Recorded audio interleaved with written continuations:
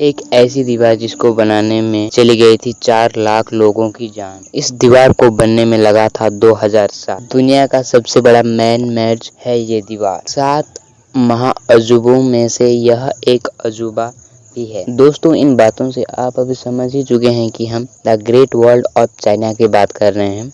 आखिर इसको the great wall of China क्यों कहा जाता है और आखिर चाइना ने इसको क्यों बनाया? इतने सालों की मेहनत के बाद भी क्यों इस दीवार को फेल प्रोजेक्ट कहा जाता है? और क्या इस दीवार को स्पेस से देखा जा सकता है? इन सभी बातों का आज हम पर्दाफाश करने वाले हैं।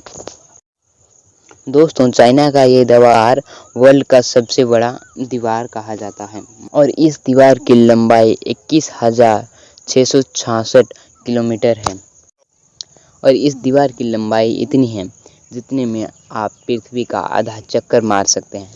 इस बात से तो आप समझ ही चुके हैं कि इस great wall of the China की दीवार का लंबाई कितना है। और इस दीवार को एक ही बार में नहीं बनाया गया है, इसे कई टुकड़ों में बनाया गया है।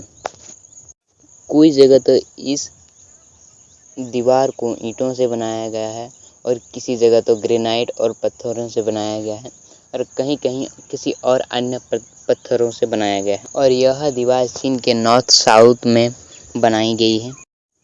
इस दीवार को चीन के लोग स्टोन ड्रैगन कहते हैं, जो बाहर से आने वाले आतंकों से चीन के लोगों को बचाता है।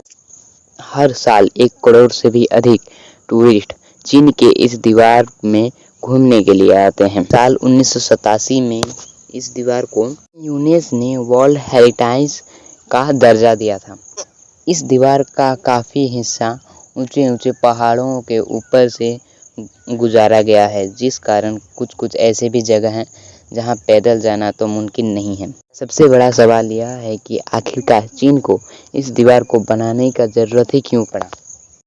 इसको पता लगाने के लिए हमें इतिहास के पन्नों को पलटना पड़ेगा। चीन के एक क्षेत्र में तो नदियाँ, पहाड़े और उपजाऊ भूमि है, लेकिन दूसरे क्षेत्र में रेगिस्तान इत्यादि के प्रकार के। चीन के पड़ोस में मंगोलिया, मंचूरिया और जिनजियांग जैसे क्षेत्रों में बहुत उपजाऊ वाला क्षेत्र नहीं, जिस कारण से इन इलाकों के अधिकतर लोग चरवाहे थे।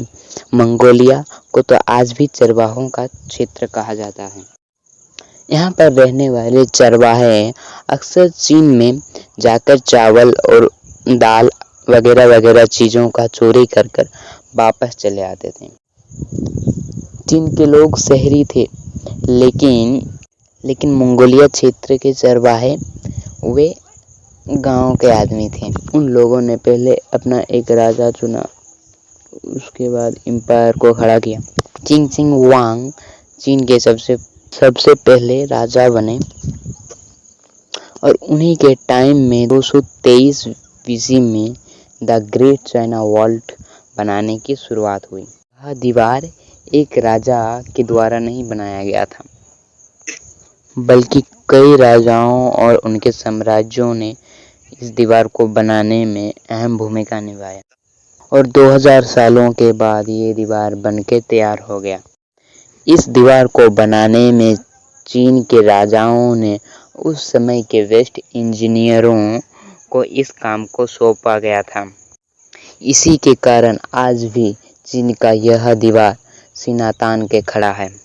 इन दीवारों को बनाने में आज के ही जैसे ईंटों का उपयोग किया जाता था, लेकिन इन ईंटों के मुकाबले उन ईंटों का साइज 4 गुना अधिक होता था। दीवार को खड़ा करने से पहले उसका नींव भरा जाता था और वह नींव ग्रेनाइट पत्थरों से बनाया जाता था। दीवार के बाहर चिकनी ईंटों का उपयोग किया जाता था ताकि इसके कोई सेनानी घुसने का गुस्ताखी ना करे। ईंटों को चिपकाने के लिए लाइमस्टोन और चावलों के बेसन का उपयोग किया जाता था। पूरी दीवार को बनाने में 500 मिलियन टन ईंटों का उपयोग किया जाता था। इससे आप कल्पना लगा सकते हैं कि कितने मिट्टियों का आवश्यकता पड़ा होगा। चीन की दीवार की एवरेज ऊंचाई 23 फीट है और चौड़ाई लगभग 21 फीट है। दीवार के दोनों ओर रेलिंग अर्थात बाउंड्री बनाया गया है, जिससे कि सैनिक गिर ना जाए।